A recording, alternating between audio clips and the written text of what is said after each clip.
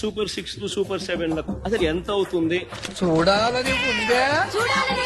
ఆడబిడ్డ నిధి 32,400 కోట్లు, అన్నదాత సుఖీభవ 10,712 కోట్లు, నిరుద్యోగ భృతి 7,200 కోట్లు, దీపం పథకానికి 3,900 కోట్లు, ఉచితంగా బస్సుకు మరో 3,000 కోట్లు, తల్లికి వందనానికి మరో 13,000 చిల్లర కోట్లు, 50 ఏళ్లకే పెన్షన్ అనే పథకానికి మరో 9,600 కోట్లు, మొత్తంగా కలిపి దాదాపుగా కావాల్సింది 79,867 కోట్ల రూపాయలు. 79,867 కోట్లకు గాను ఈ పెద్ద మనిషి ఎంత కేటాయింపులు చేశాడు అని అంటే, కేటాయింపులే కేవలం 17,179 కోట్లు మాత్రమే కేటాయింపులు చేశాడు. నీరుడు బడ్జెట్ లో ఎంత కేటాయించాడు అని చెప్పి చూస్తే 7,282 కోట్లు మాత్రమే కేటాయించారు. చేసిన తర్వాత ఎంత ఖర్చు పెట్టాడు అని అంటే కేవలం 865 కోట్లు మాత్రమే ఖర్చు పెట్టాడు.